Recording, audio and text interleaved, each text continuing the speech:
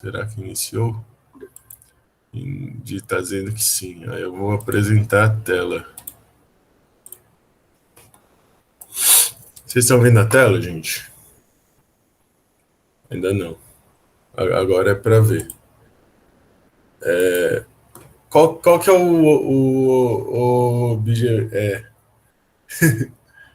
qual que é o objetivo,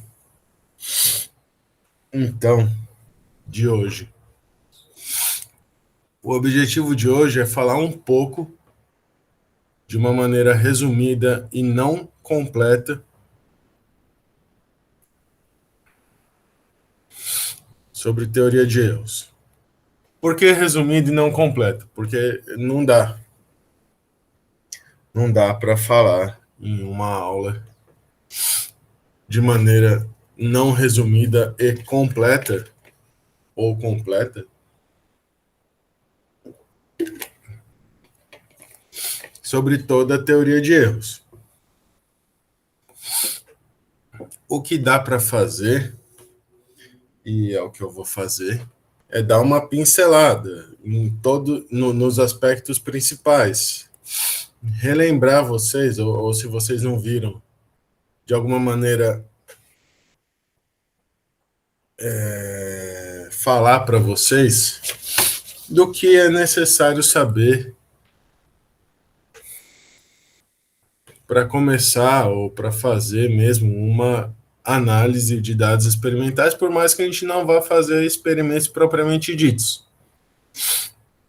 A gente vai supor que foi feito um experimento e, e aí supor que tirou os dados, ou mesmo, não sei, talvez tirar os dados do vídeo, mas não vai fazer o experimento, né? Porque não pode, não dá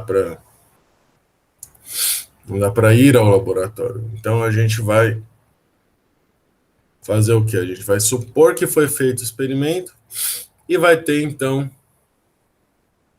a tabela de medidas com as respectivas características dos instrumentos utilizados para medição. Mas supondo que tivesse podendo, a gente teria feito experimento e aí tem que analisar os dados. Por quê? Porque a gente não faz experimento à toa. Para que a gente faz experimento? A gente faz experimento para tentar comprovar uma modelagem teórica,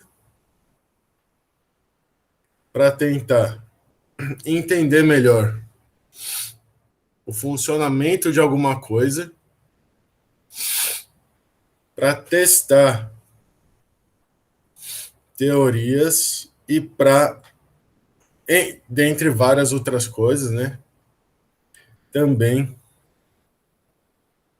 para verificar novos fenômenos ou procurar novos fenômenos que não são conhecidos. No laboratório de fenômenos, né, a teoria já existe. A gente vai tentar verificar experimentalmente alguns aspectos, alguns fenômenos que acontecem que são descritos durante o curso. E um dos objetivos que está por trás é pegar, a gente não vai fazer aqui porque não pode, é pegar e mexer com os instrumentos, com os aparelhos, para entender o que é fazer um experimento, mas a gente não vai fazer isso. E o outro objetivo que está por trás é fazer a análise de dados coletados no experimento. E é sobre essa análise de dados que eu quero falar. Então, e eu espero conseguir falar tudo o que eu quero e que vocês entendam tudo o que eu quero. Mas eu espero que para eu saber que vocês entenderam, vocês perguntem. E, de novo, isso aqui é um resumo, é uma pincelada do que é necessário saber para a teoria de erros. Mas, às vezes, pode acontecer de eu não falar algum tópico que venha a ser necessário ou que você queira se aprofundar. Eu falo muito de uma coisa, você quer se aprofundar, você quer falar, não, mas eu queria entender melhor isso daqui. Aí você tem duas opções. Você pode me escrever, me perguntar para eu dar mais informações, ou você pode assistir o que eu sempre recomendo, e a maioria dos professores recomendam, que está bastante completo e dividido por tópicos, com exemplos e tudo direitinho, que a playlist no YouTube que eu passei para vocês e que está no Moodle, a playlist do professor Alisson de introdução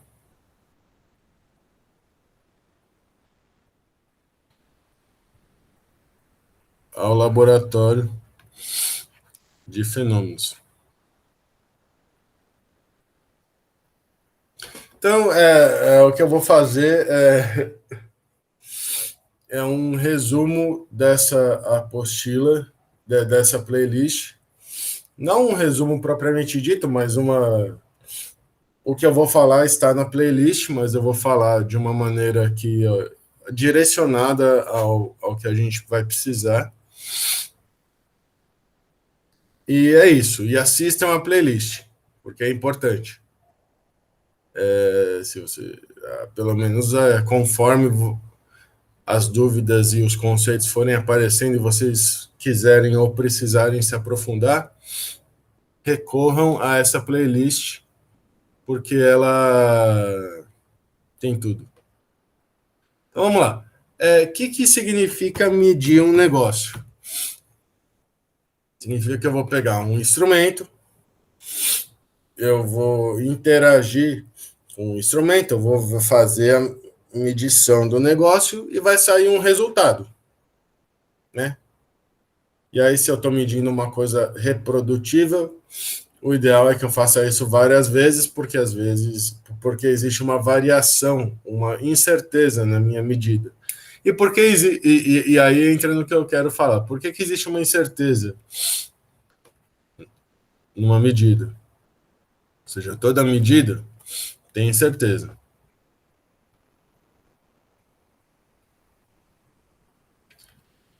Existe incerteza na minha medida por duas coisas.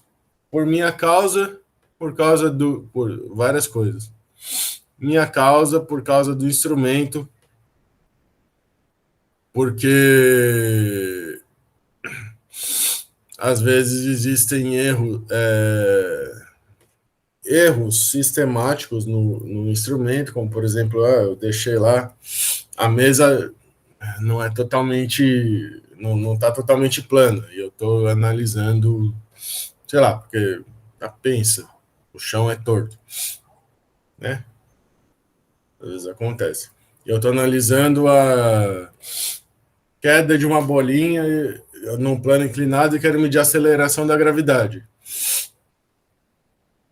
Beleza, é um erro que eu não sei estimar, né? A menos que eu meça a inclinação. Mas existem erros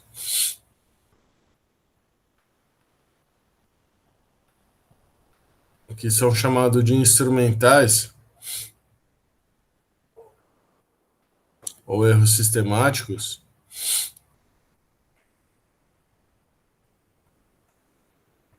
que eu não sei estimar, que são erros que eu posso tentar estimar, que são erros devido a, sei lá, a bolinha que eu soltei no plano inclinado, ela rola, né? Ela não cai reta, ela rola, e aí tem um momento lá de inércia, e aí o que acontece é que quando a bolinha rola, parte da energia mecânica, parte da energia cinética, vira energia de rotação, que não é de translação. Então, não se conserva a energia, ela não se comporta exatamente como uma partícula pontual. Esse erro é pequeno, mas ele existe. E existem os erros instrumentais que eu consigo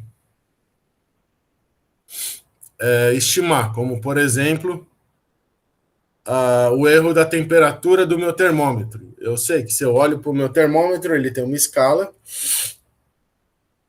e se ele está bem calibrado, se aqui ele está bem calibrado e vem até aqui, eu vou voltar nisso. Eu sei que está entre esse e esse valor da escala, mas aqui dentro eu não sei. Então aqui dentro eu tenho uma incerteza.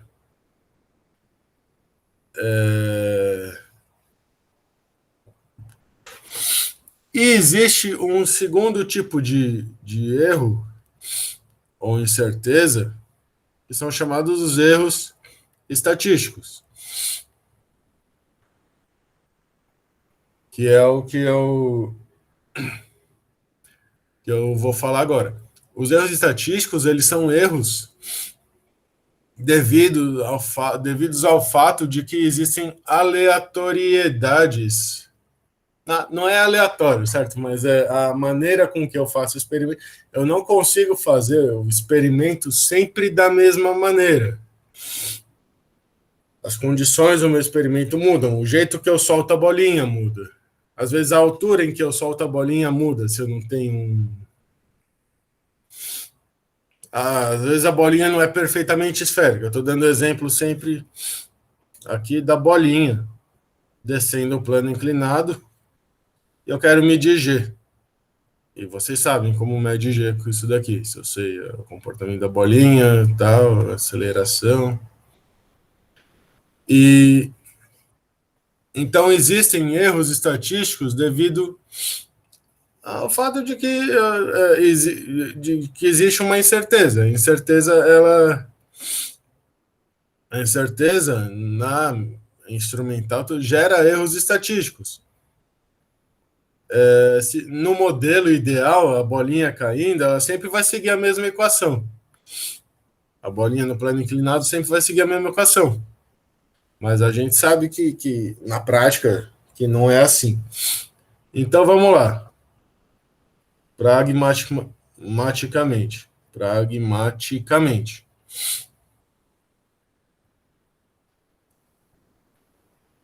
Eu vou falar um pouco de erros estatísticos.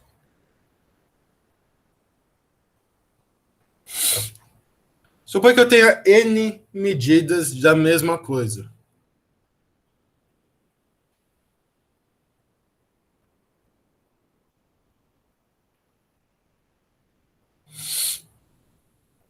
Nas mesmas condições.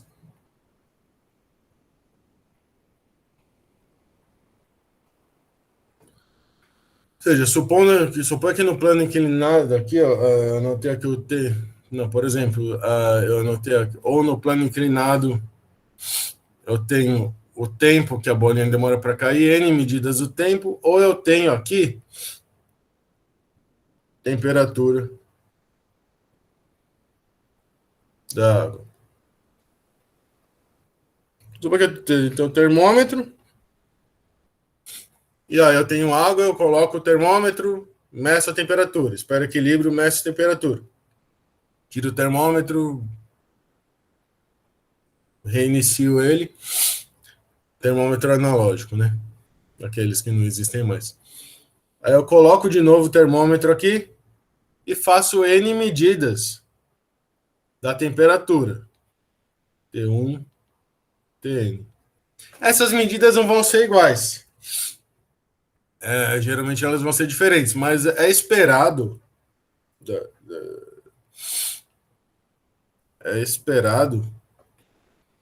que se eu tiver N medidas e N for muito grande, essas medidas vão começar a fazer assim e vão começar a se concentrar ao redor de um ponto. De modo que se eu fizer um histograma aqui, é esperado algo mais ou menos assim. É esperado que exista uma distribuição de medidas ao redor de um ponto.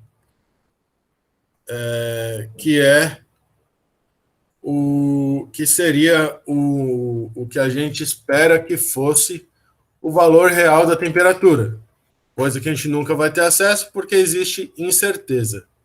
Mas a gente espera que isso aqui, se o experimento estiver bem calibrado, tudo bonitinho, seja uma medida da temperatura. Então eu consigo estimar aqui a média, que seria o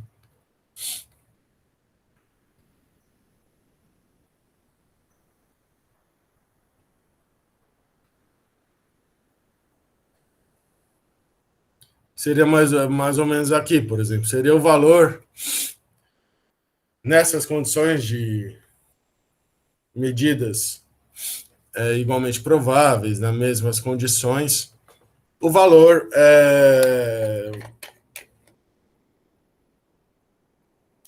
que representaria o valor real da minha medida. Mas eu sei que não é o valor da minha medida. Eu sei que existe uma distribuição aqui.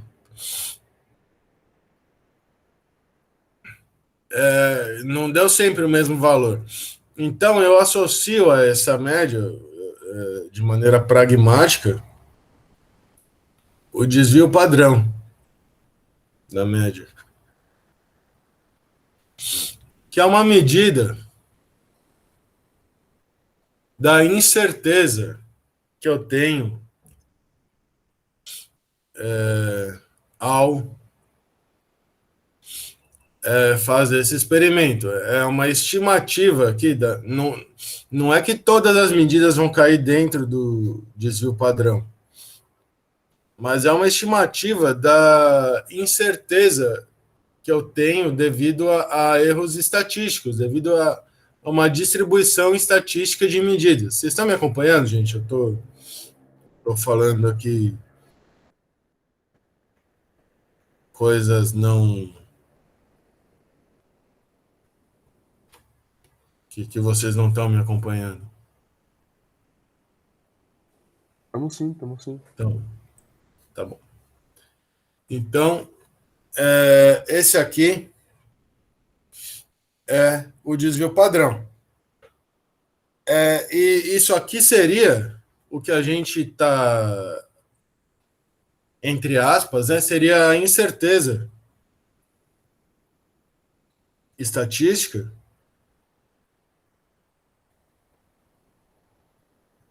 associada ao valor médico. Ao valor médico, não. Ao valor médio, todo mundo acabou de acordar, certo? Eu também. Então, tem que pegar no tranco dessa série de medidas.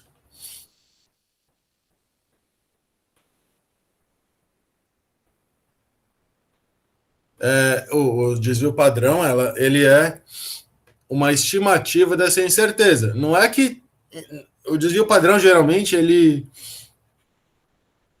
dá um intervalo para você que não é... Ou seja, pode acontecer de você medir uma coisa e estar fora desse intervalo, né? T barra mais sigma, T barra menos sigma T. Mas a maioria das medidas vai estar dentro desse intervalo, só o rabo da curva vai estar fora. Por isso que ele é uma estimativa. E aí, então, eu tenho que representar o valor. Eu fiz a medida, eu preciso dar o resultado, certo? Me pergunto, quanto que é a temperatura? Aí eu tenho que fazer essa análise, então o valor de T vai ser igual a média, mais ou menos, essa incerteza. Sempre eu vou ter uma incerteza, sempre eu vou apresentar o resultado como uma média, mais ou menos uma incerteza. Essa incerteza ou vem da estatística, ou vem, que eu apaguei,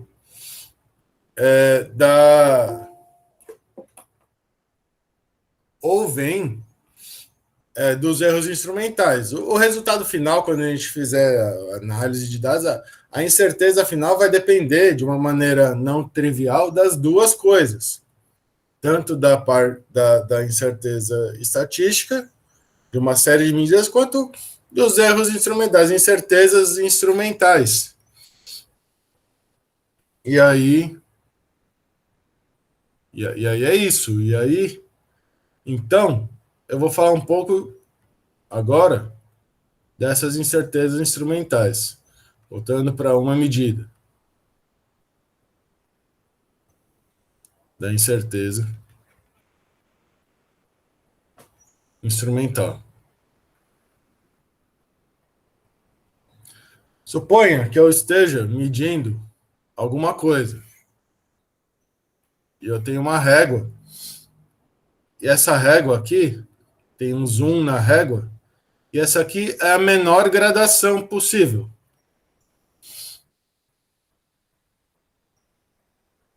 Menor gradação da régua. Gradação da régua. Certo? Numa régua convencional, isso aqui é 1 milímetro. Né? Tem várias réguas, paquímetros, micrômetros, várias coisas que permitem medir coisas menores do que 1 milímetro. E aí eu faço uma medida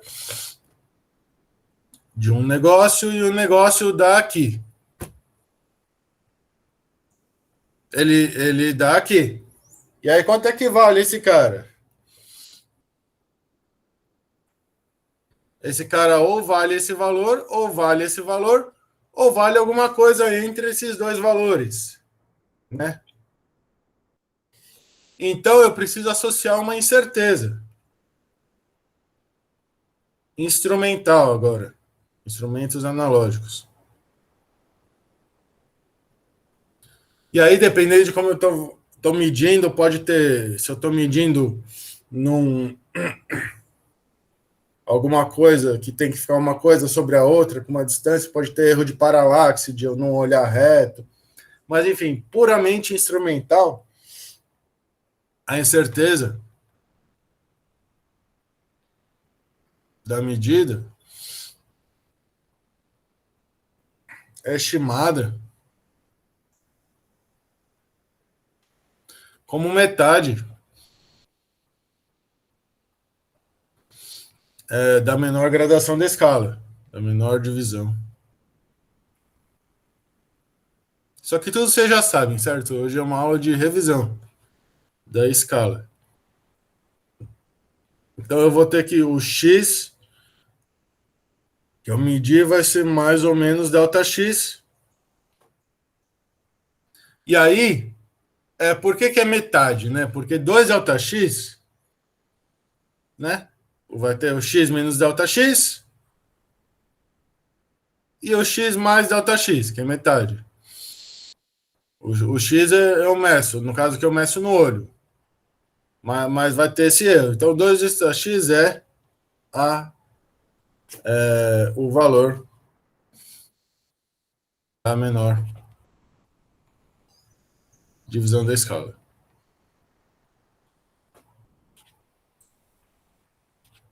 Então, é como se eu tivesse aqui dizendo que eu consigo medir a minha coisa, que eu estou medindo, a menos de um intervalo que é igual o intervalo aqui ele é igual à menor divisão da escala. Então eu estou medindo dentro dessa incerteza. Tudo bem? Eu posso, que nem no outro caso, supõe que eu tenha calculado medindo a temperatura de um termômetro analógico. Eu posso escrever isso tal como sendo 37,53, mais ou menos. Suponha que aí seja um termômetro com 0,1 graus Celsius de tracinho, certo? Menor divisão da escala. Mais ou menos 0,05 graus Celsius. O 53, o 3 aqui, eu estimei. Eu olhei aqui para dentro e falei, olha, parece que é 3. Mas eu tenho sem certeza, certo? É...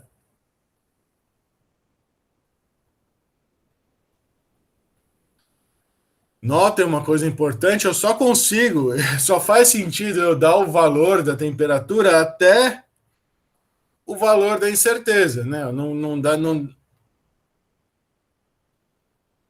esses três não faz sentido eu dar um valor, eu apresentar um número com casas decimais aqui, com algarismos, além, além da incerteza, porque a incerteza já está me dizendo que eu não sei, certo? Incerteza é isso. Eu não sei o que está acontecendo depois. Então, se eu não sei o que está acontecendo depois, eu não vou inventar o que está acontecendo depois, certo? Se a incerteza é essa, minha medida vai até aqui. Beleza? E aí, isso vem ligado com uma outra coisa que eu quero falar, que aí eu faço um monte de conta. Eu vou pegar a temperatura, calculo a média, o desvio padrão, não sei o quê. E aí eu vou encontrar um valor, depois de cálculos, com a calculadora. Por exemplo, no aquele exemplo do plano inclinado em que a bolinha está caindo. Eu meço o tempo, eu sei a distância, não sei o quê. Eu quero calcular a G, quero calcular a aceleração da gravidade. Aí eu faço as contas, eu chego que G, eu quero calcular, eu não quero calcular G, quero calcular G na Lua, no G é outro G, né? É 9,76287. Eu calculei. Aí eu calculo o meu sigma G, que é 0,03657. O número que me deu, certo? Ou eu faço ou média de temperatura, ou qualquer coisa assim. Eu calculo um negócio, uma média e um desvio padrão, por exemplo. Ou outras coisas. Aí eu quero apresentar os dados, certo?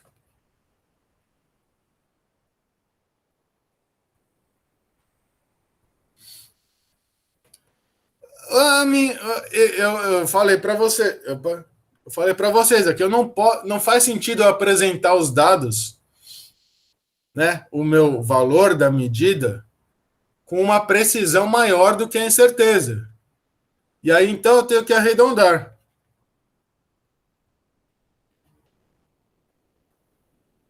A incerteza. Eu faço as contas sempre com todos os números, para não ter erro numérico. Eu faço as contas com todos os números, depois eu calculo a incerteza.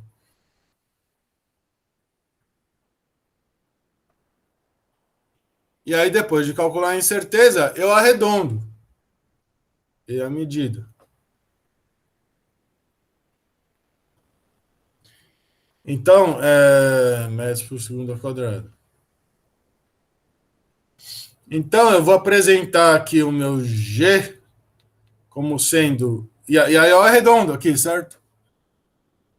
Eu tenho que apresentar isso mais ou menos a incerteza em metros por segundo ao quadrado, ou na unidade que eu quiser.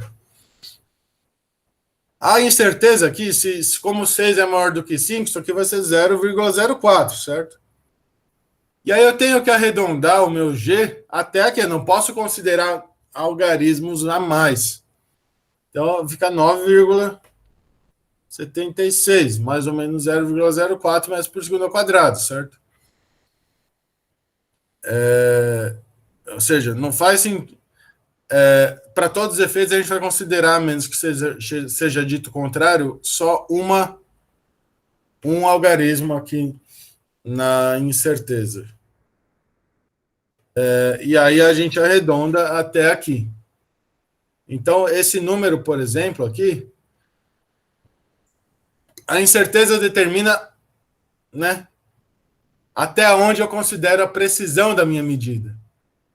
Esse número aqui, nesse caso, ele vai ter 3 algarismos significativos.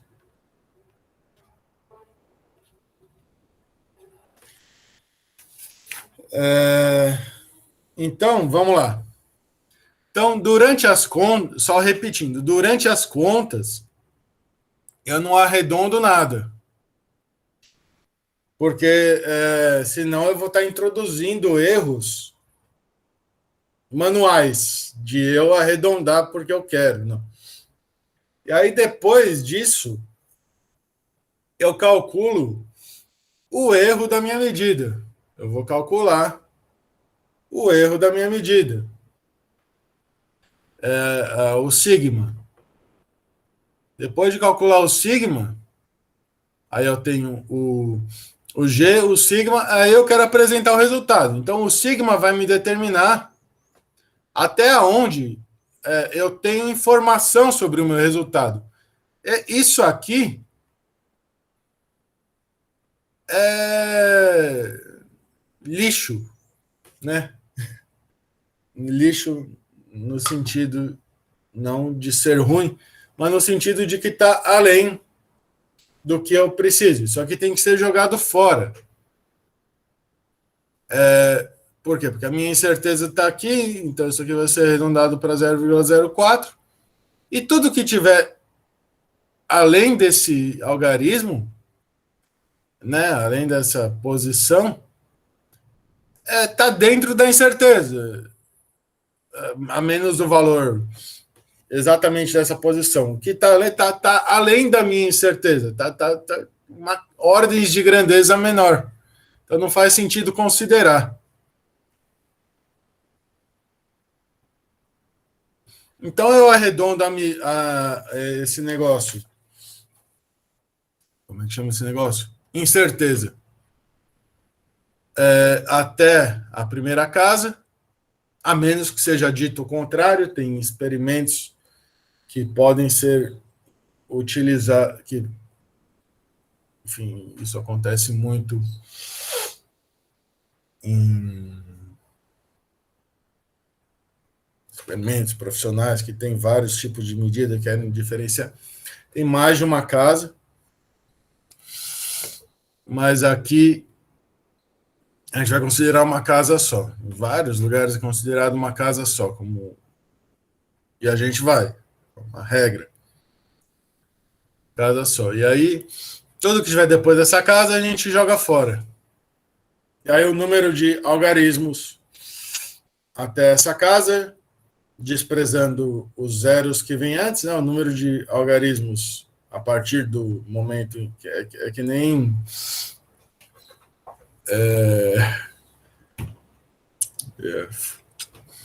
o número de algarismos aqui, tirando os zeros que podem aparecer aqui, se eu tiver potência de 10, ele até chegar na incerteza, contando a casa da incerteza, é o número de algarismos significativos da minha medida, é o número de algarismos sobre os quais eu tenho alguma informação. Tá bom? Tá bom. Segundo tópico, hoje é assim. Depois a gente... Propagação de erros. Aqui eu fiz várias medidas de G, lá eu fiz várias medidas de temperatura, mas suponha agora que eu tenho uma função da temperatura, tem volume. Propagação de erros. PV igual a nRT. Meço, por exemplo, T, que eu medi, mais ou menos sigma T, e meço pressão, mais ou menos sigma P. Ou seja, eu tenho... A gente viu isso, vocês viram isso em fenômenos térmicos. Eu tenho um negócio de gás e eu tenho um manômetro, certo? Em que aqui eu coloco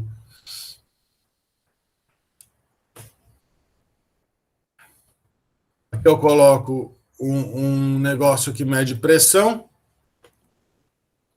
e esse negócio de gás vai ter um volume, e eu não sei o volume. Suponha que o negócio seja uma caixinha que ela não é uma caixinha reta. Ela não é uma caixinha, então não dá para medir o volume. Eu tenho gás e eu tenho aqui uma medida da pressão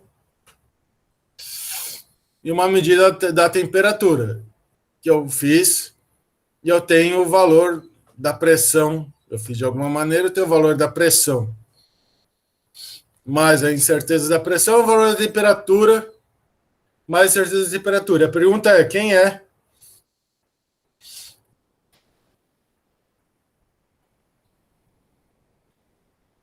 Pressão média, mais ou menos temperatura. V média, mas quem é esse cara?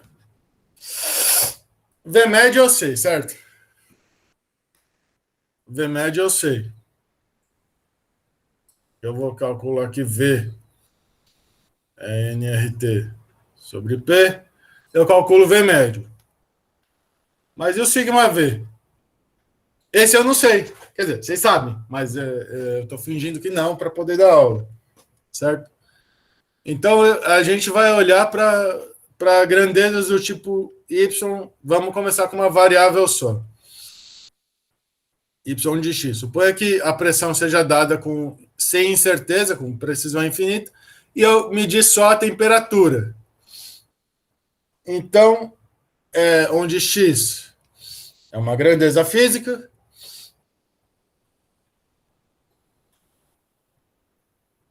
com incerteza, sigma x, e y é uma grandeza física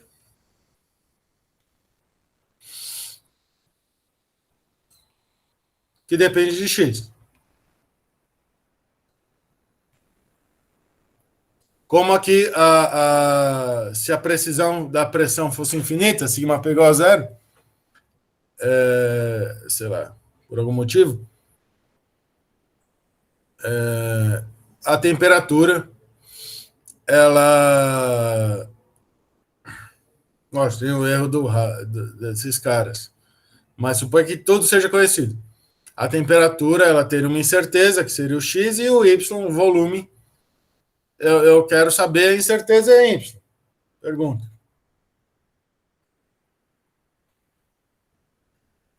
Qual a incerteza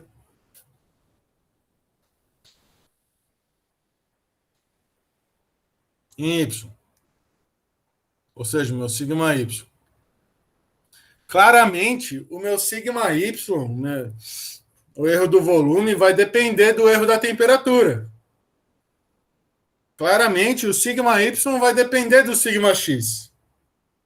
A pergunta é: como é que sigma y depende de sigma x?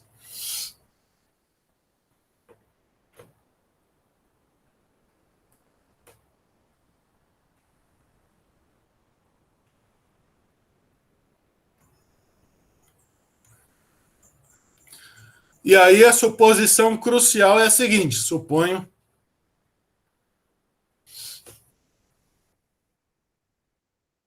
sigma x pequeno. Para efeito de encontrar a maneira de se fazer. Na prática, pode acontecer de a incerteza não ser pequena. Mas, em geral, a incerteza ela é muito menor, a ordem de grandeza menor do que o valor da medida.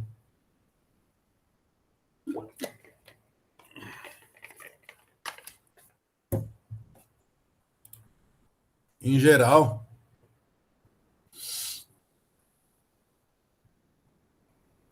a incerteza é muito menor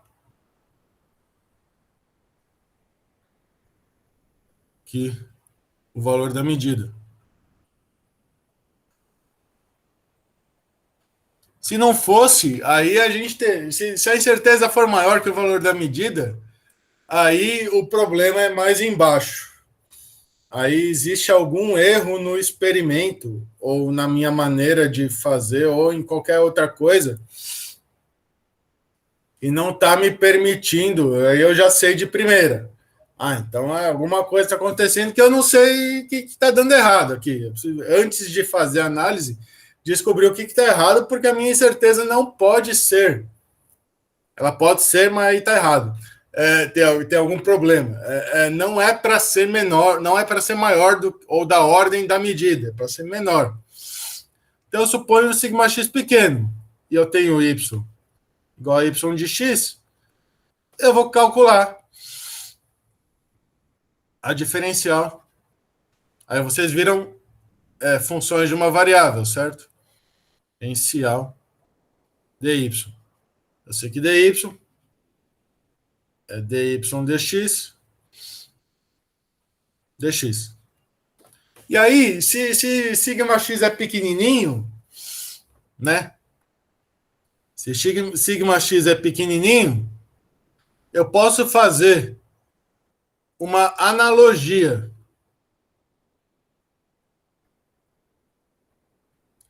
que fica tão boa quanto menor sigma x, certo? Que é o meu sigma y, é isso daqui. É o módulo de dy dx avaliado na média sigma x. Por que módulo? Porque eu quero que sigma y seja positivo, certo? dy dx pode ser negativo. Por isso o módulo. Por que avaliado na média? Porque eu estou calculando exatamente a minha incerteza ao redor da média. Isso aqui depende do ponto. A diferencial dy em geral depende do ponto, a menos que seja uma reta. Né? dy dx varia com o ponto. Eu tenho que calcular isso aqui. Isso aqui é uma função. Né? Esse cara aqui é uma função de x. Que eu avalio em algum lugar. Eu vou avaliar na média, ou de y média, ou de x média, na média. Tudo bem, gente? Até Professor, aqui, tudo bem? Oi. se eu pegasse a equação em que ele está inserido e substituísse os valores pelos números de sigma, eu não teria um valor máximo de erro dele também? Teria. Você pode fazer isso para encontrar. Você pode encontrar o maior valor possível. É isso que você está falando, né? O maior valor possível Sim. de y e o menor valor possível de y, substituindo x mais sigma x e depois x menos sigma x. É isso? É a pergunta? Não, por exemplo, na conta do slide anterior, no PV igual a NRT, né? Aham. Se eu substituísse, vamos supor, o T tem o seu próprio erro, o P tem seu próprio erro também. Ao invés de colocar na conta o P e o T, eu colocaria o sigma deles. Então ficaria, por exemplo, sigma de P, V, igual a NR sigma de T. Ah, não, isso não dá certo. Porque olha só. E por isso esse formalismo, né? Porque ia ficar que o sigma V seria NR sigma T sobre sigma P. Geralmente esses caras são pequenos, a razão sobre ele, entre eles é da ordem de 1, o sigma V ficaria muito grande, mas não sei se é essa. Você está dizendo isso daqui para mim, sigma P, sigma V, NR. É isso aqui que você está dizendo? Perfeito, perfeito. Então, não. Porque você está. Não porque aquele é o formalismo, mas por que não pode, né? Por que não daria certo? Porque aí sigma V seria NR sigma T sobre sigma P. Só que, em geral, esses caras são pequenos, sigma T e sigma P. Então, se eles são pequenos, pode acontecer de sair um número de sair gigantesco. um número maior ou um número menor, certo? Entendi. E em geral, esse número é da ordem de 1 nas unidades corretas, e aí o sigma V fica muito grande. Por isso que o ideal é fazer a analogia com as diferenciais. Aqui. Ok. Por quê? Porque isso aqui é rigoroso, isso aqui é matemática, certo? Vocês viram isso em FUV, diferencial. Eu não sei se vocês viram. Sim. É uma pergunta. Então, é uma analogia direta, supondo sigma x pequeno, é uma estimativa boa, vamos dizer assim, no sentido de que se o sigma x for muito pequeno, o sigma y deve ter, ele vai ter essa cara. Por quê? Porque existe uma relação funcional aqui em que eu tenho que calcular, é como se eu fizesse y mais delta y, né? Eu quero saber o delta y, mas isso aqui vai ser o y0 mais, não sei se vocês viram polinômio de Taylor, expansão em série, dy dx. Y0 que multiplica y dx em x0, né? Cadê? Eu tenho aqui o y de x. É a mesma coisa que eu estou escrevendo aqui. Ô professor, então no final das contas a gente só está considerando diferencial de y e diferencial de x como se fossem os erros. Mais ou menos. Mas então, isso é uma aproximação, não é? Uma aproximação. Ah, tá. No limite, vamos lá.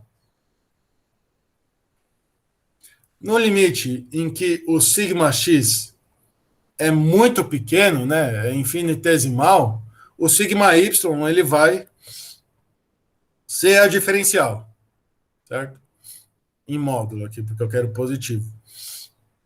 Se o sigma x é pequeno, é por isso a analogia, é esperado, né, que quando eu defino sigma y dessa maneira,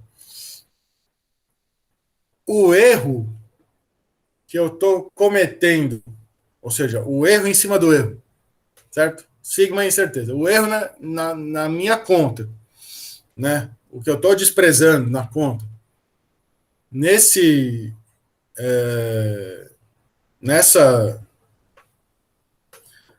quando eu faço isso, são termos da ordem de sigma x ao quadrado. Eu estou desprezando, não sei se vocês já viram expansão em série como é que chama? Em FUV. Quando você expande em série de potências. Já viram? Uma pergunta. Já. Então é isso que a gente está fazendo. A gente está desprezando termos dessa ordem. Pode ser que esses termos sejam importantes, se o meu sigma x for grande. Mas a gente está desprezando eles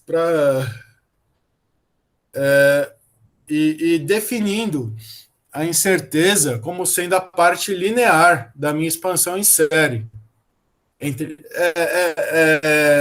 Essa analogia ela é boa para sigma x pequeno. Em sigma x, algumas ordens de grandeza, ou pelo menos uma ordem de grandeza menor do que o valor da medida. Dá para acreditar? Esse método, esse jeito de calcular a incerteza, ele funciona para qualquer função?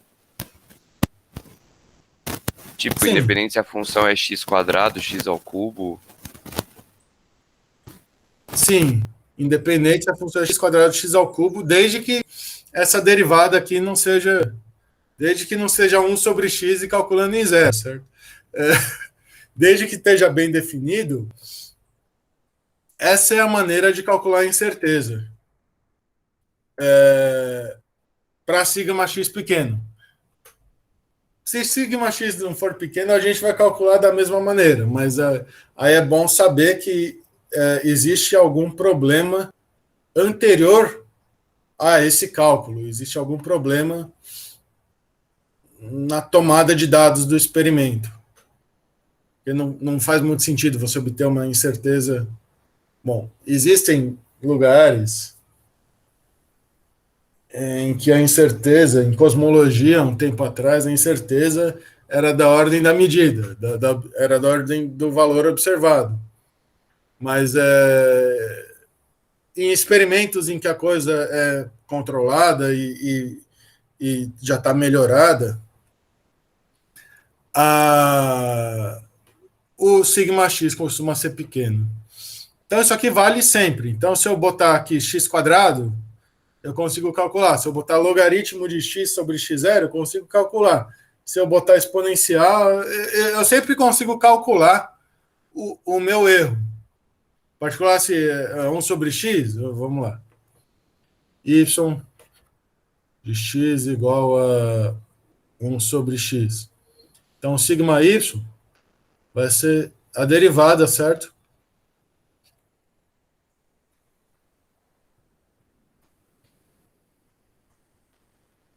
Uma maneira boa de verificar que isso é verdade, e aí eu estou me... Eu espero não me perder, certo? Verificar fazer a análise dimensional do meu problema. Professor, rapidinho, eu fiquei com uma dúvida pelo que você ia falar. Dá para calcular o y fazendo com o valor máximo de x e depois com o valor mínimo de x? E aí achar o erro de y assim? Dá.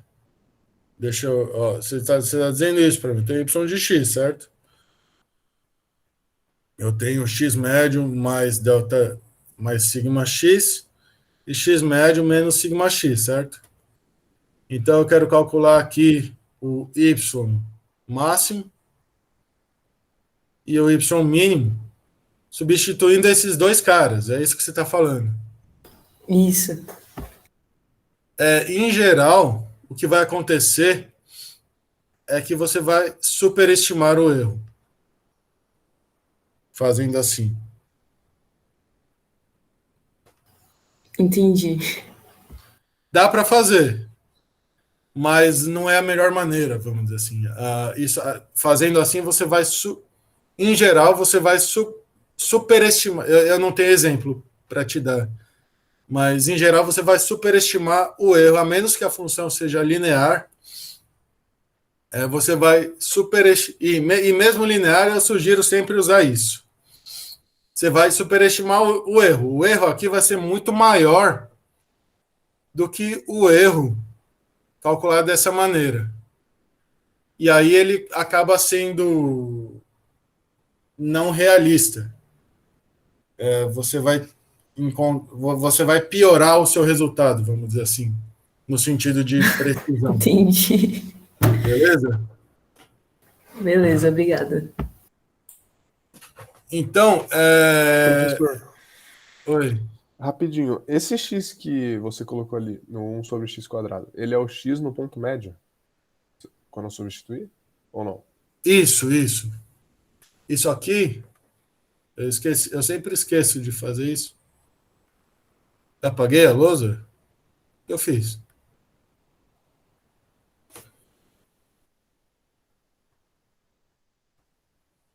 Eu apaguei a lousa que eu estava escrevendo, que eu escrevi as coisas?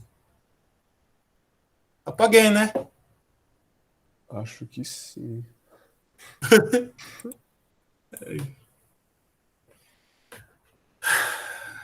Eu apaguei a lousa. Não sei como é que eu fiz isso, mas tinha a coisa do y de x, eu calculo dy igual a dy dx, e por analogia eu obtenho que o meu sigma y, eu defino que o meu sigma y é isso daqui. Sigma x. Aonde aqui eu tenho que avaliar em algum lugar essa derivada. Então, o que acontece é que eu estou calculando o desvio, a incerteza em relação ao valor médio de x. Então, eu vou calcular o valor médio de y a partir das minhas medidas de x, né? Calculo o valor médio de y, né? Que nem no caso do volume, que eu apaguei com algum botão que eu não sei. Então, isso aqui tem que ser calculado na média, ou nos valores médios de tudo que eu tenho, certo? Particular aqui em x médio, certo? Porque eu estou calculando o desvio, a incerteza em relação ao valor médio medido. Beleza. Beleza? Obrigado. Então, médio, sigma x. Aí eu faço análise dimensional. Se x, por exemplo, tiver dimensão de comprimento, 1 sobre x, y, vai ter dimensão de 1 sobre comprimento, certo? E aí o sigma y tem que ter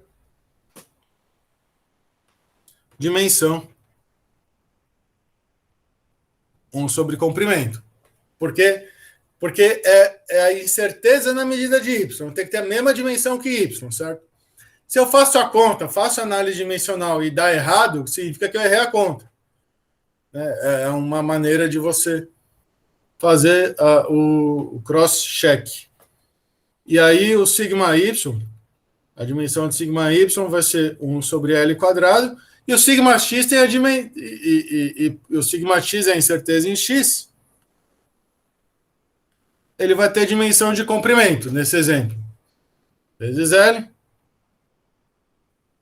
sobre L, que é igual à dimensão do y, certo?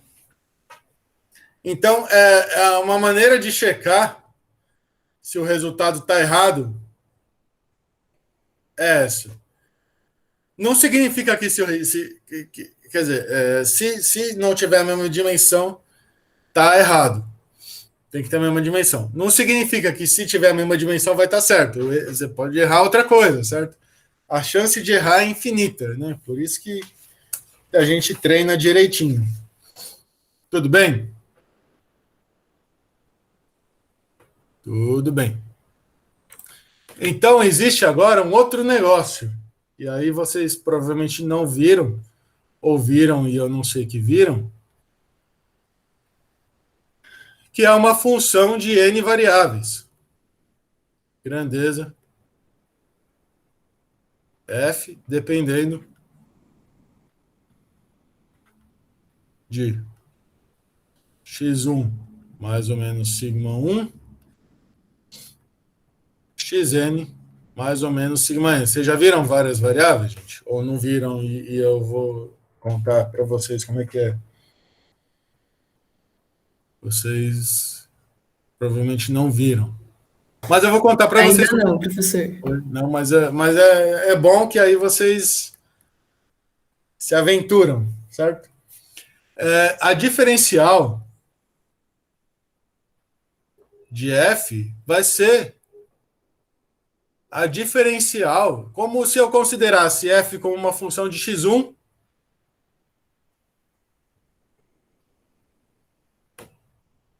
se fosse só uma função de x1, seria isso. Quando eu olho para f só como função de x1, o que eu vou calcular é a derivada, mas eu vou denotar ela como essa fórmula. É a mesma coisa. Ela vai ser a derivada de f com relação a x1, supondo que os outros x's sejam constantes, né? É igual. Cadê? é isso daqui, tá vendo? É como se eu tivesse uma variável só.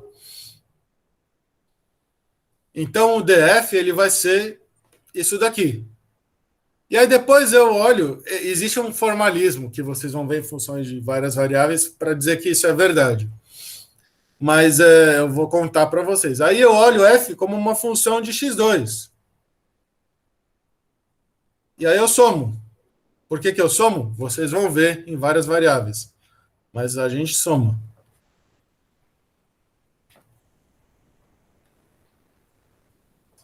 É como se fosse duas variáveis. Eu vou fazer um exemplo depois. E aí, eu vou somando.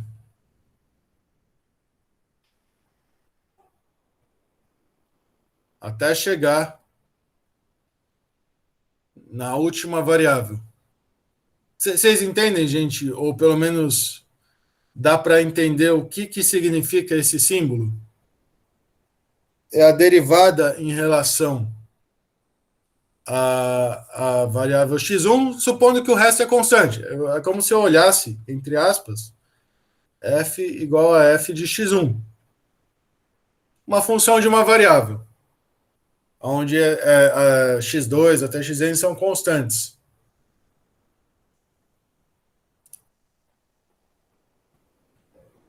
Eu tinha dy,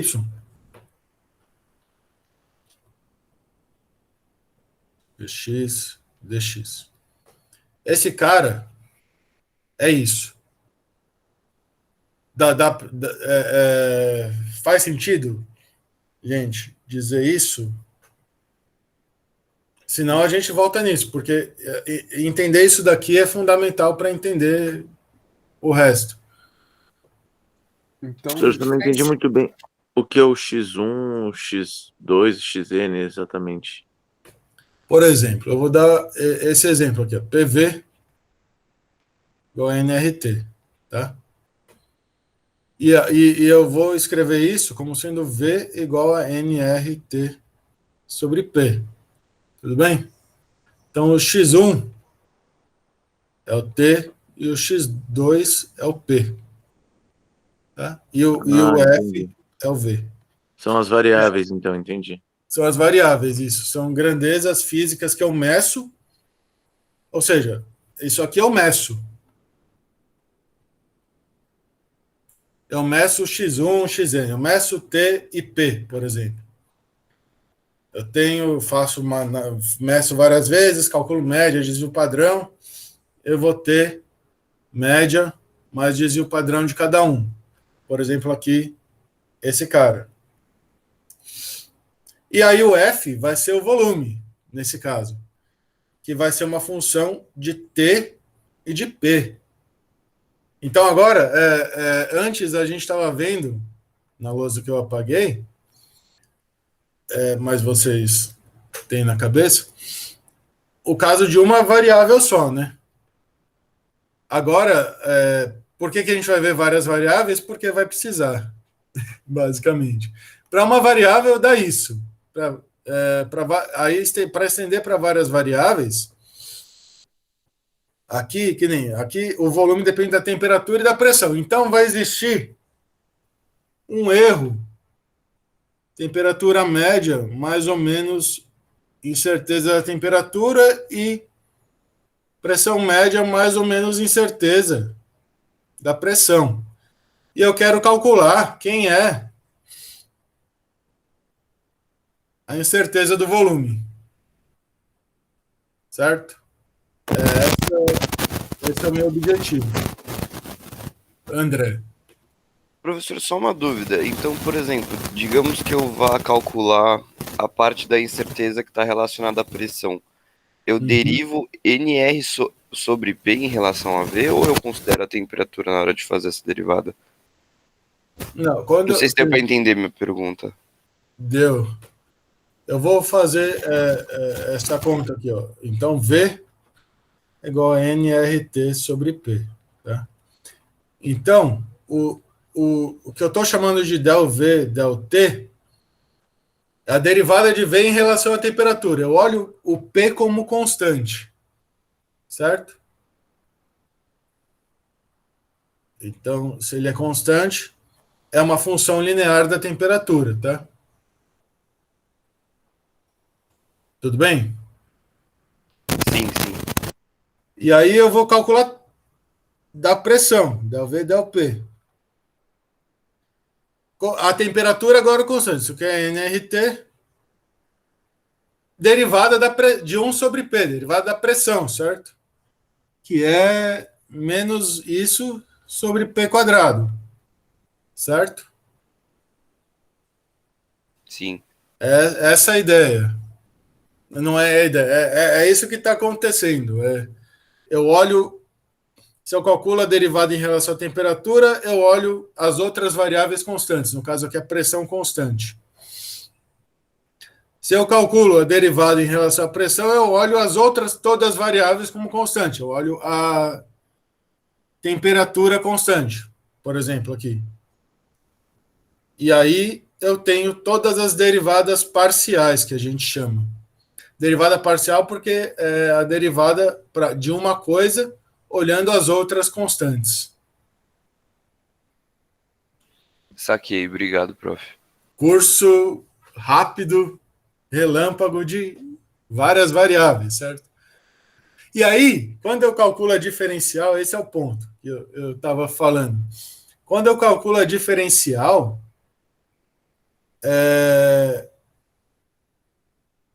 existe um formalismo, né? Que vocês vão ver em várias variáveis, que diz para mim que aí já não é tão rápido. Aí eu teria que ter mais uma aula de erros e aí a gente, enfim, não pode, não deixa. A gente soma esses caras quando olha para diferencial. Eu peço que vocês acreditem, que aí é como se eu fizesse um, depois somasse olhando como se fosse só o outro, e depois somasse olhando como se fosse só o outro. Tiago.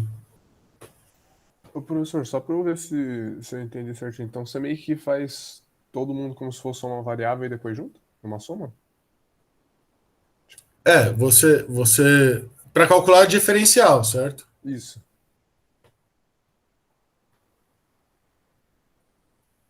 Você faz como se fosse essa aqui você sabe, vamos dizer assim, essa aqui é o que a gente fez aqui embaixo. E aí você faz isso para cada uma e soma. Beleza. Mas isso não é o erro, certo? Isso aqui é uma maneira de motivar vocês ou desmotivar, dependendo, né? Eu não sei se eu estou motivando ou desmotivando, mas a minha intenção era motivar. Para entender a expressão geral para o erro, né? Afinal de contas, o que a gente. É o que importa para agora. Então, eu tenho, de novo, eu tenho x1 médio mais ou menos sigma x1 e xn médio mais ou menos sigma xn.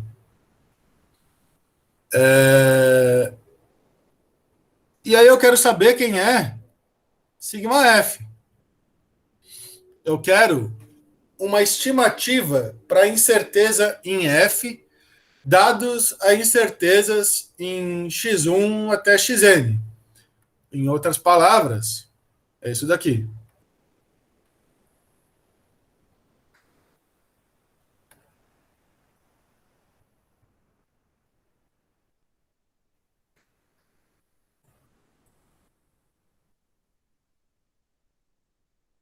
Em outras palavras, é isso daqui. Eu quero uma estimativa para a incerteza no volume, dado que eu tenho a incerteza em temperatura e incerteza em pressão. E aí, qual que é o negócio, né? O negócio é que não vai ser isso daqui. Não vai ser o DF. A melhor maneira, e aí eu vou tentar motivar por que isso é a melhor maneira,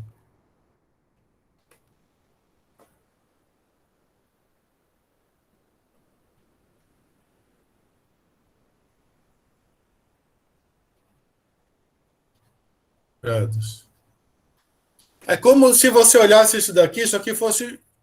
Eu vou motivar da seguinte maneira, e peço que vocês acreditem. É como se isso aqui fosse um vetorzinho, né? É como se eu tivesse aqui. Eu vou motivar de uma maneira bastante... x1, x2.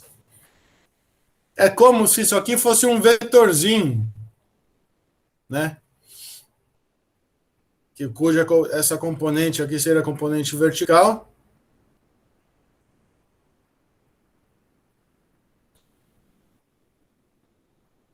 E essa aqui fosse a componente horizontal.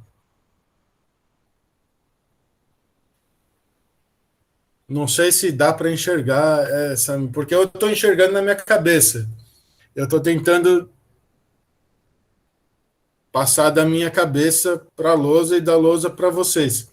Então, eu não sei se essa analogia é boa no sentido de didática, mas é bom testar, saber se ela é boa no sentido de didática. É como se eu olhasse para isso daqui como sendo um vetorzinho, como se for, que é o vetor gradiente conhecido, né? Que vai ser o vetor del F del X1. Eu vou já colocar sigma X1 para analogia, né? Del F del Xn, sigma Xn. Ou aqui, ou vamos colocar X2 aqui. F del X2, sigma X2. Um vetor, vocês viram vetores, certo? Cadê a borracha? Não sei se faz sentido isso. Se não fizer sentido, eu peço que vocês falem.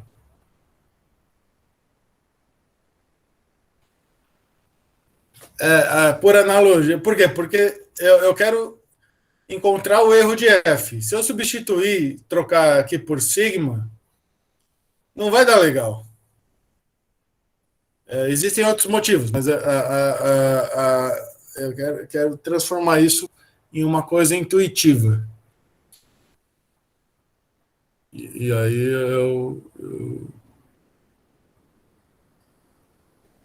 eu quero... Eu vou terminar o argumento e aí... Então, se eu olhar isso aqui como o equivalente de um vetorzinho, aí aqui eu coloco fazendo analogia ao sigma x1, fazendo essa analogia aqui,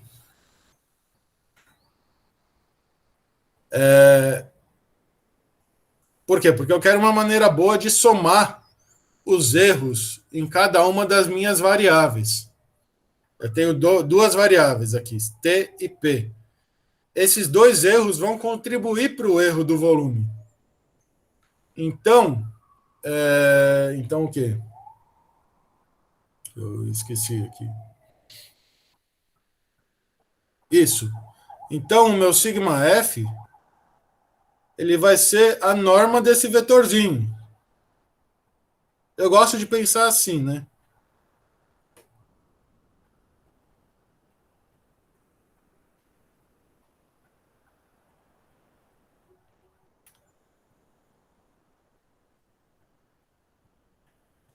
Eu acho que isso aqui é uma boa maneira de enxergar isso daqui. E aí agora eu quero perguntar para vocês se isso realmente é uma boa maneira de enxergar isso daí. Vocês acham que faz sentido? Que não faz sentido?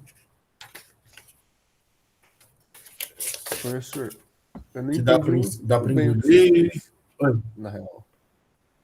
Eu não entendi muito Desculpa, bem o que você Thiago, eu fez, não na te real. ouvi. Eu não entendi por que o vetor, por que o... Não, então, não existe um motivo, assim, lógico. Mas a questão é como fazer. Aqui é razoavelmente intuitivo porque que eu troquei, né? Agora, aqui o que se faz, quando tem várias variáveis, não é somar, é somar os quadrados. A fórmula geral é essa daqui, onde as derivadas são avaliadas no ponto, na média dos valores. Mas na tentativa de tornar essa fórmula mais intuitiva, eu estou propondo uma maneira de interpretar que é como se cada pedacinho desse fosse a componente de um vetor. E o erro seria o módulo desse vetor.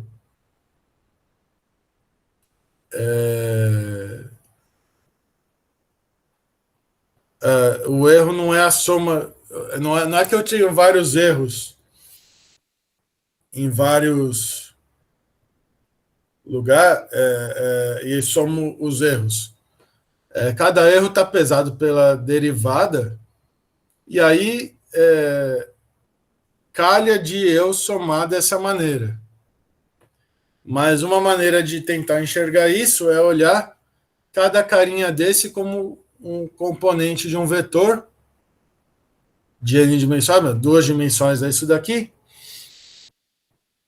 E aí você soma os quadrados e tira a raiz quadrada, né? Você calcula o módulo desse vetor. Não é uma maneira lógica, é uma maneira de tentar interpretar por que a fórmula é essa. Outra maneira de ver é que eu tenho que sempre somar os erros de maneira positiva. O erro sempre, se eu tenho duas grandezas com erro, eu vou somar dessa maneira ponderada, pelo peso da derivada, eu vou somar esses erros. Eu não posso ter valores negativos. E aí a maneira correta, ou pelo menos a maneira aceita, que a gente vai pegar é somar os quadrados. Ou seja, essa aqui vai ser a fórmula final. Oi? Mas por que se faz dessa maneira, professor?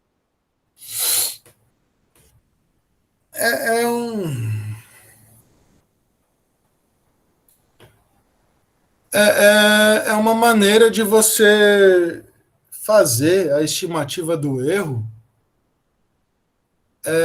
pesando todo mundo da mesma forma e somando as contribuições de maneira...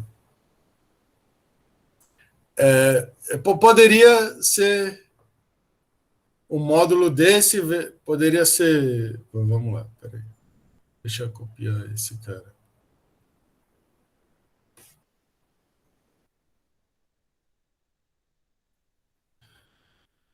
Eu podia querer que sigma F fosse isso aqui, né? Para fazer a analogia completa.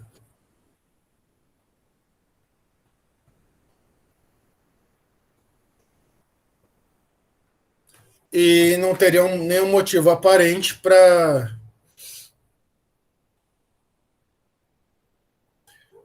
uma fórmula ser melhor do que a outra, né? Porque isso aqui também, tudo isso é uma generalização disso daqui.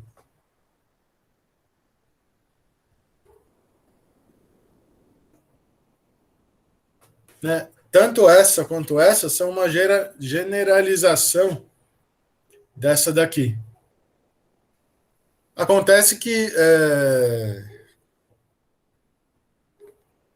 eu vou até ver melhor isso, que essa é a que vale. Eu não sei responder sua pergunta no momento. Tudo bem, tudo bem. Por que essa aqui está errada? Não é que por que essa não é usada, né? Por que a usada é essa? Tem coisa que a gente vai...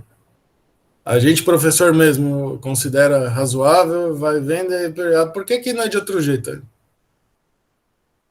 Aí você tem que pensar por que não é de outro jeito. E às vezes demora um pouquinho para pensar por que não é de outro jeito. Mas eu vou atrás e respondo depois para vocês. Perfeito, então. Obrigado, professor. Nada.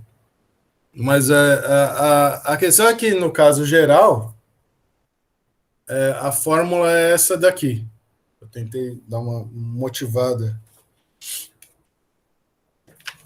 E aí eu vou fazer. Vamos fazer o exemplo do volume, né? Eu tenho que ter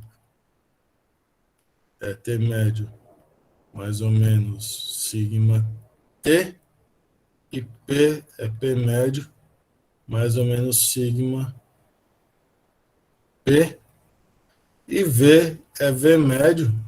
E aí eu quero saber quem é esse mais ou menos sigma V. E eu sei que PV é NRT, e isso vai me dar que V é NRT sobre P. E aí, como a gente calculou no slide anterior, o del V...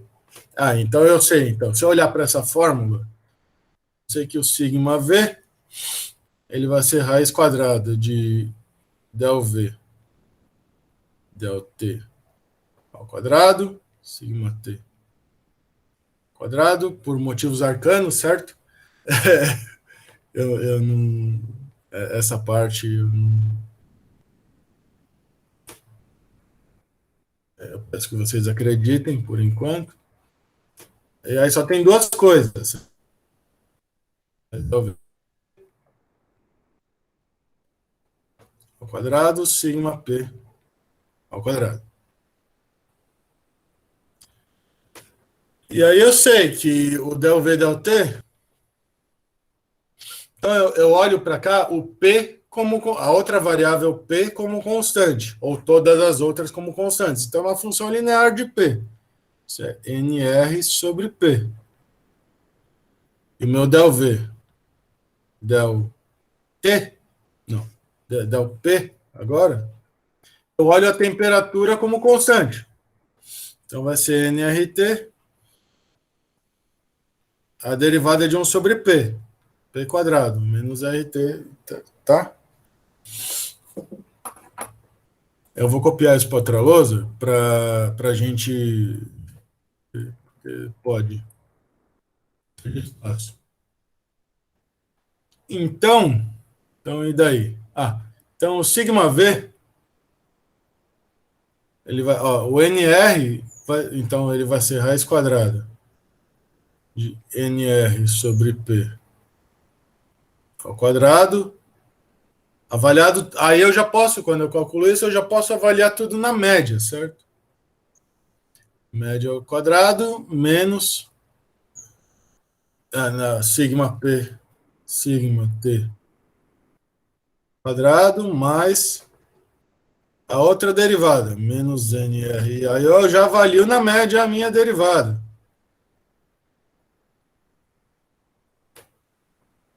Quadrado, sigma P quadrado. Aí o NR sai, certo? Vai ficar 1 raiz quadrada de 1 sobre P médio ao quadrado, sigma P quadrado, mais ou menos cancela, né? Quadrado fica T médio quadrado. T médio sobre P médio quadrado. Isso ao quadrado, sigma, aqui é sigma T. T quadrado, sigma P quadrado. Esse é o meu sigma V. Então, o V médio eu calculo a partir das médias. Eu calculo a partir do... né? O V médio...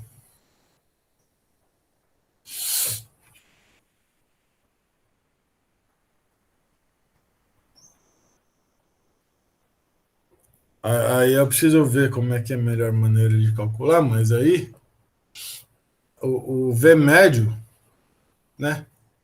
O V médio eu tenho V1, Vn, né? Eu tenho o T médio. O V médio, aí agora eu me atrapalhei, certo? Eu tenho V1, Vn, ou se eu tenho o valor da medida, né? Vou fazer assim, certo? O V médio, eu tenho T1, Tn, eu tenho P1, Pn. Eu vou ter, então, pela equação o V1, o Vn, eu tiro o V médio, certo? E o sigma V, ele é dado por isso daqui. Segundo essa fórmula, que é essa fórmula aqui aplicada ao nosso exemplo, o sigma V ele é dado por isso daqui e eu calculo ele dessa forma. Essa é a maneira de propagar o erro. E aí eu arredondo, certo? Eu arredondo para uma casa decimal e arredondo o valor de V. Né? Então, V. Eu arredondo isso para uma casa decimal e arredondo o valor de V até a casa do erro, que nem a gente fez no comecinho. Tudo bem, gente? Deu para entender essa parte? Dá para acreditar que é assim que se faz? Ou aceitar? Acreditar, talvez não. Deu sim. No começo é meio esquisito, mas deu sim. Vocês vão fazer e vão pegar o jeito. Isso aqui tem tudo no vídeo do Alisson. Tem um vídeo de propagação de erros lá, ele faz outros exemplos. E aí... Professor, isso aí é o MMQ, né? Não. MMQ é o que eu vou falar agora. Isso aqui é a propagação de erros de medidas. E, por enquanto, o MMQ é ajustar o modelo aos dados, que é o que eu vou falar agora, que é a que é o próximo tópico, no nosso curso relâmpago de análise de dados experimentais. Então, a gente vai ver isso agora. Mas o Murilo levantou a mão? Não. Abaixou a mão.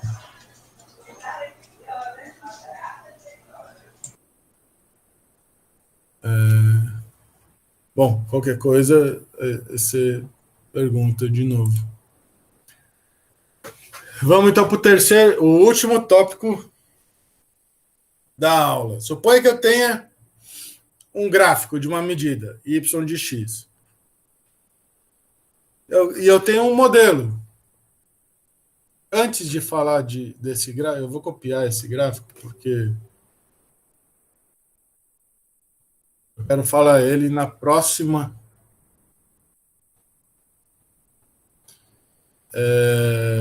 coisa. Às vezes, e no nosso curso sempre é possível, como vocês já fizeram em outros laboratórios, possível transformar a equação que descreve nosso fenômeno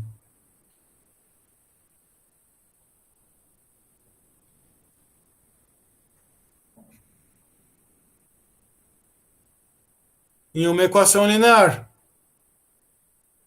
Nem sempre. Mas se puder, aí funciona. O método dos mínimos quadrados, ele funciona também para quando eu não consigo transformar. para quando a minha expressão não é linear, mas é linear nos parâmetros. E no caso geral, em que... mas a gente vai considerar só casos lineares. Porque a fórmula do erro é diferente se não for linear. E aí, por exemplo, eu vou pegar aqui y de x é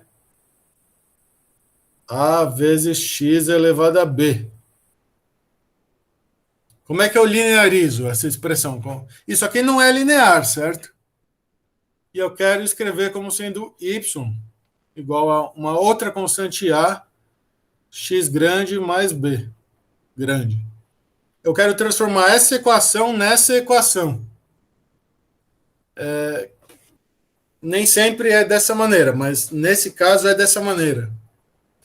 Como é que eu faço para fazer essa transformação? Quando a gente tem potência, geralmente o logaritmo funciona. Se eu tiro ln de y, isso vai ser ln de a mais b que multiplica ln de x. Aqui eu não estou considerando, importante, eu não estou considerando a dimensão das minhas grandezas físicas. Se eu considerasse dimensão, teria que considerar sempre o y adimensional. Eu não posso tirar logaritmo de grandeza com dimensões. Mas aí, vocês concordam comigo que se eu aplicar o logaritmo dá isso? Então eu escrevo como y grande ln de y, o x grande ln de x, que são as minhas variáveis, certo? O a grande vai ser o b, e aí eu preciso...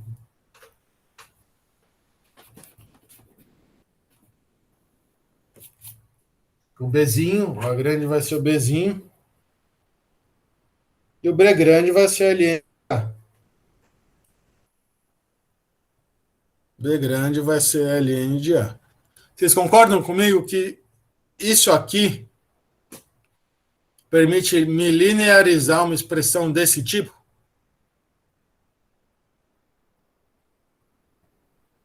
Eu só tirei o logaritmo dos dois lados, o logaritmo transforma produto em soma, potência e multiplicação.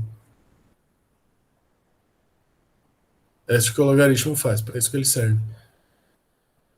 Nesse caso específico. Tá certo o que eu fiz? Tá, né? Acho que sim.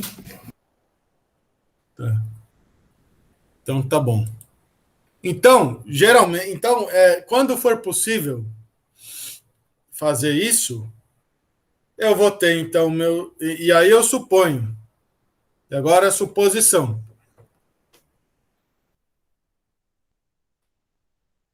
Então, eu vou ter agora conjuntos y1, yn e x1, xn. X1, xn foram n medidas, y1, yn, por exemplo, foram outras n medidas, ou foram calculadas a partir do x1, xn, e eu vou supor que o sigma xi sejam pequenos. Ou, entre aspas, o erro está só nos y. Que o erro em y é relevante e o em x não é. E aí, o que eu faço? Eu desenho. Eu faço o gráfico de y por x. Aqui já é o y grande, né? Já é aquele y da coisa anterior que está linearizado. Y por x e desenho os pontinhos. Eu não vou falar como que se desenha um bom gráfico, isso vocês veem no vídeo do Alisson. Desenho os pontinhos e as barras de erro em y. Então eu vou ter os pontos Vou ter, então, os pontos x1, y1 mais ou menos sigma1, que é o erro de y, até xn, y1, y1, mais ou menos sigma n, que é o erro propagado cadê? Da enésima medida. Se eu tiver isso, então eu tenho um gráfico desse tipo e eu sei que o meu modelo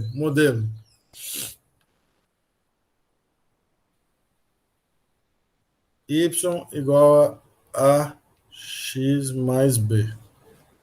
O meu modelo teórico para esse problema, para esse experimento, é uma reta, porque de alguma maneira eu consegui passar para uma reta. E aí aí eu vou falar, qual que é a melhor reta? Eu quero uma reta boa, vou desenhar uma reta. Eu não consigo desenhar a reta. Eu desenhei essa reta parece boa. Eu vou desenhar outra reta, que também parece boa. Mas só tem uma reta. Quero a melhor reta que ajusta o modelo aos Professor, dados. Oi. eu não sei se eu estou Pode falando uma falar. bobeira muito grande, mas eu estou com uma dúvida aqui. Assim, se o y a gente vai ter um erro só nele, tipo, é um erro, por exemplo, de medida, por que no gráfico, em cada ponto, ele tem um erro diferente? Sim, cada medida. Isso eu não falei. Cada medida vai ter um erro associado. Por exemplo, cada medida vai ter um erro diferente, porque a vida quis assim, por exemplo. Deixa eu dar um exemplo. Suponha que eu tenho xn, que eu tenho essas medidas aqui, que eu medi. Mais ou menos sigma x1.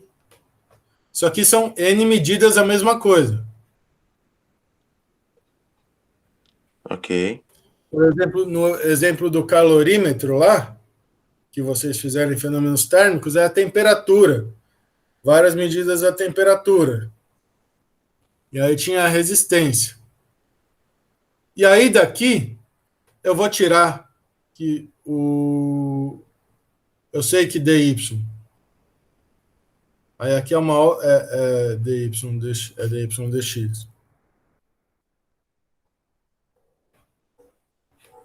Dx, e eu aplico isso a cada medida. É um exemplo isso, certo? De como fazer. Suponha que y é igual a y de x. Eu tenho uma segunda grandeza aqui. Então, eu vou ter que o sigma do yi vai ser dy, vai ser dy, esse cara assim, dy, dx. E xi, que eu não falei, mas é o que eu te falei, não dá tempo, mas o certo seria falar isso. Por exemplo, para a primeira medida, eu calculo isso. Eu tenho o erro da primeira medida. Geralmente, esses erros são todos iguais, mas podem não ser se eu tiver um instrumento digital, que é uma coisa que vocês vão ver ao longo do curso. No instrumento digital pode depender do... Mas se eu tiver um instrumento analógico, vai ser sempre a metade da menor medida.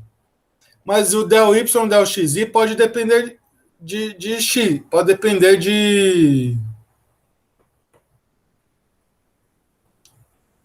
No caso linear não vai, né? Mas poderia depender de x.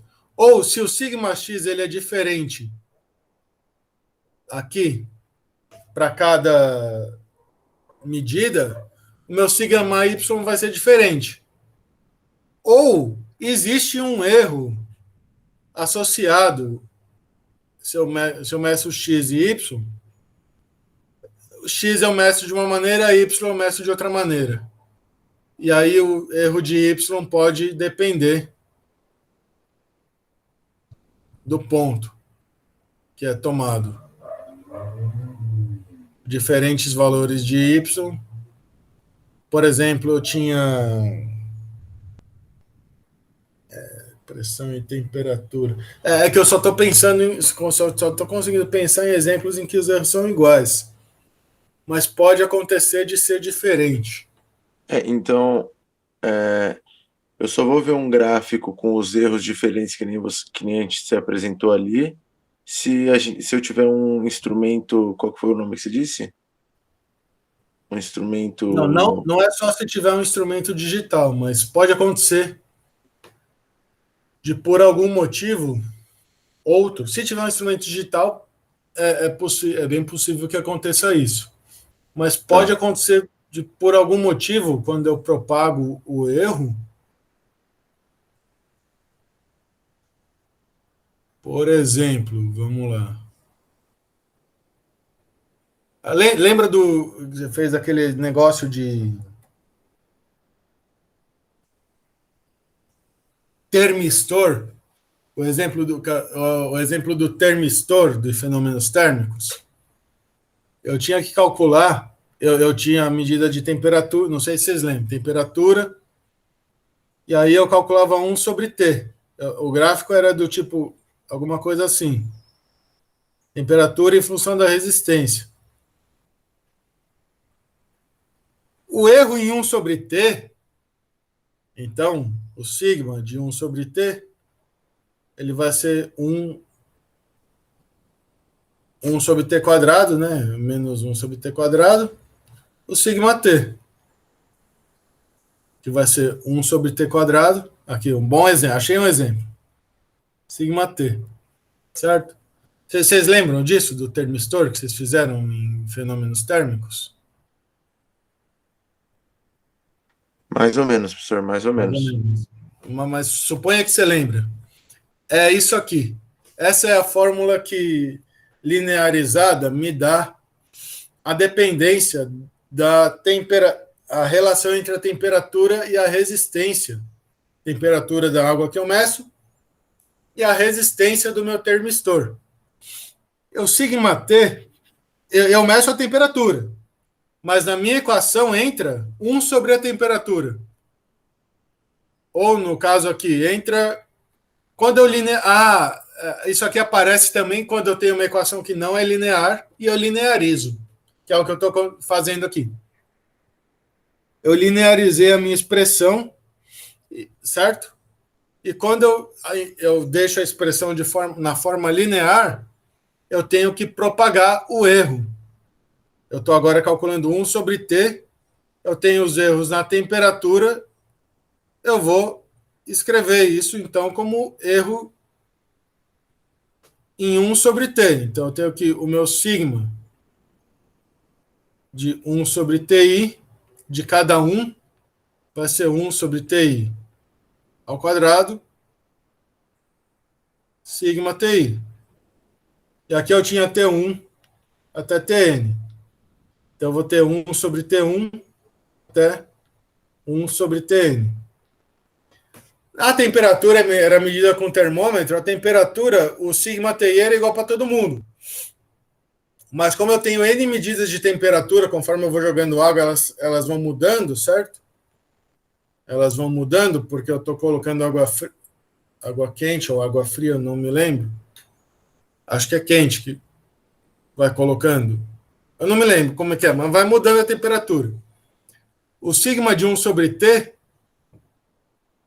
você usa a fórmula de propagação de erro para calcular em termos do sigma T. Então, agora, o sigma de 1 sobre T, ele depende. Varia. com o ponto. Certo? Concorda comigo que agora varia, o sigma de 1 sobre t varia com o ponto? Ele está nessa configuração. O erro é diferente para cada ponto. Tudo bem? Esse é um exemplo que eu consegui me lembrar agora de caso em que o erro dessa quantidade, 1 sobre t, que é o eixo y do meu gráfico, né? Y é igual a ax mais b, ele vai variar com o ponto. Quando eu linearizo o gráfico, geralmente acontece isso. O erro na minha quantidade medida pode ser igual, mas quando eu eu faço essa mudança, que em cada caso é uma, para transformar na linearizada, eu uso a fórmula de propagação de erro para calcular o erro dessa grandeza 1 sobre t, nesse caso, e vai variar com o ponto. Tudo bem? Tudo bem? Mais ou menos? Faz sentido a existência desse tipo de problema?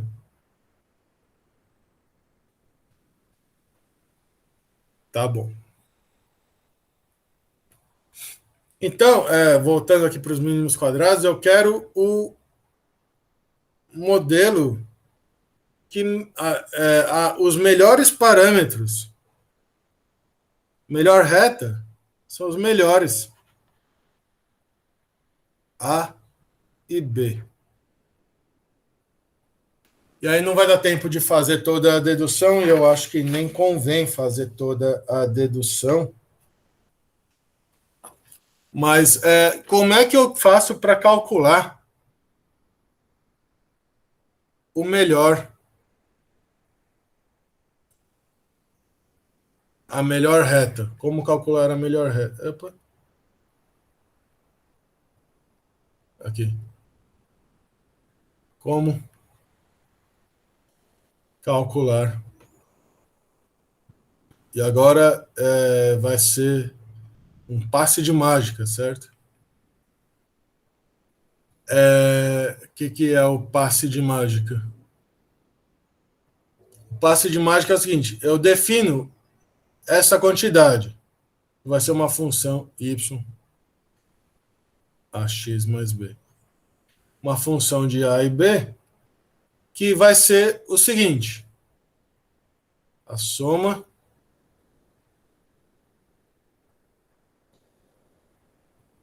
da minha medida yi menos o valor da minha função naquele ponto.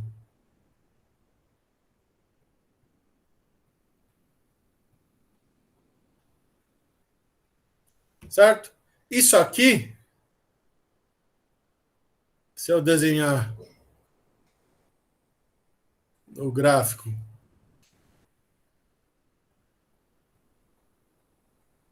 se eu tiver a reta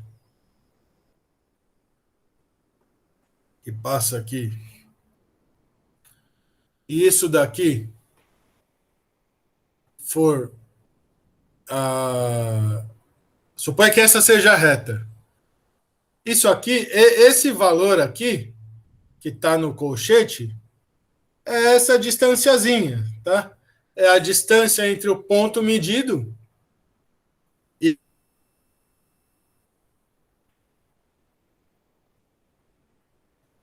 é a distância entre o ponto medido, yx, né, ao quadrado, eu somo em cada um dos meus dos pontos, certo? Vocês concordam comigo que esse negócio aqui é essa distanciazinha ao quadrado? Só que aí, como os erros de y e são diferentes, Eu vou dividir isso daqui pelo erro de y ao quadrado. Isso aqui é uma maneira. Porque ao quadrado, se eu pego esse quadrado, eu quero que isso aqui não tenha dimensão, né? Então aqui tem que ser ao quadrado. Dividir, se o erro for igual, tudo bem. Se os erros forem diferentes, eu quero que os pontos com menor erro contribuam mais para a qualidade do meu ajuste. Se o erro é muito grande, o ponto vai contribuir pouco. É 1 sobre sigma i quadrado. Se o erro é pequeno, ele vai contribuir mais. Tudo bem? Mas eu ainda não sei quem é A e B. Isso aqui é chamado de Qi quadrado. Vamos dizer assim, isso aqui é uma boa medida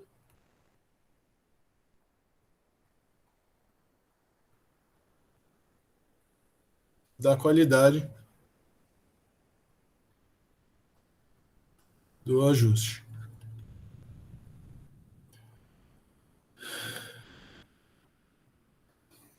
E aí, qual que é o negócio? Eu quero... Minha lousa travou, não? Não. Eu quero, então, o menor valor de Qi quadrado.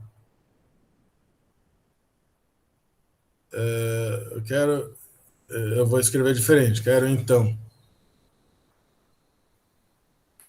os parâmetros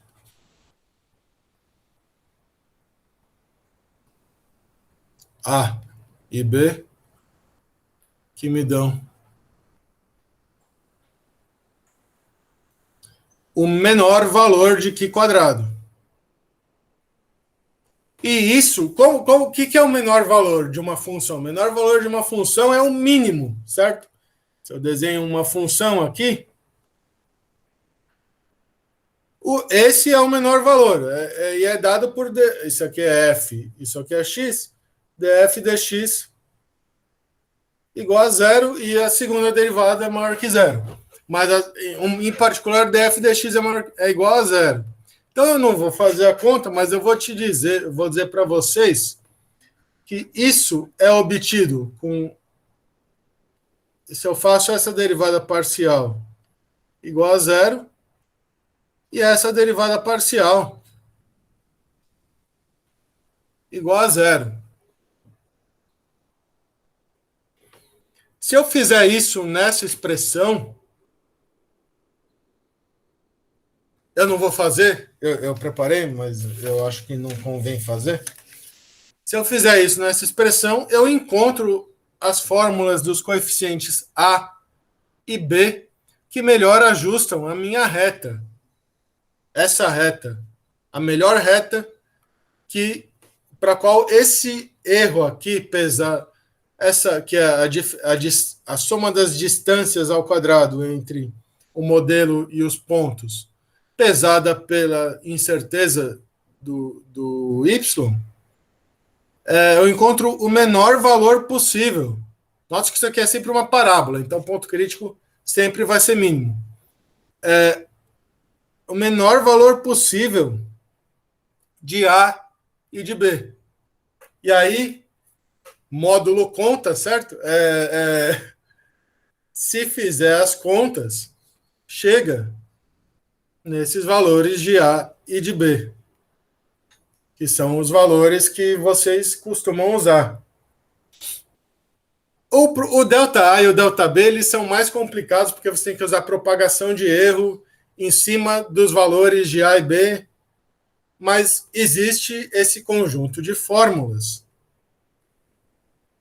que é o conjunto de fórmulas que vale. Tudo isso dá para calcular, gente. Eu só não vou calcular, e o ideal seria calcular depois de feito um curso de funções de várias variáveis, porque aí você vai entender o que é mínimo, não sei o quê. como é que minimiza a função de várias variáveis. Mas a ideia é essa. Na prática, você usa essas fórmulas que têm um significado. O significado é minimizar essa expressão, encontrar a melhor reta que minimiza essa estimativa para a qualidade do meu ajuste, de modo a e assim ser feliz. Tá bom, gente? Era isso que eu tinha para falar. Eu esperava falar isso em menos tempo, mas não aconteceu. Perguntas? Então, tá bom. Difícil, mas deu. É difícil, mas a vida é difícil.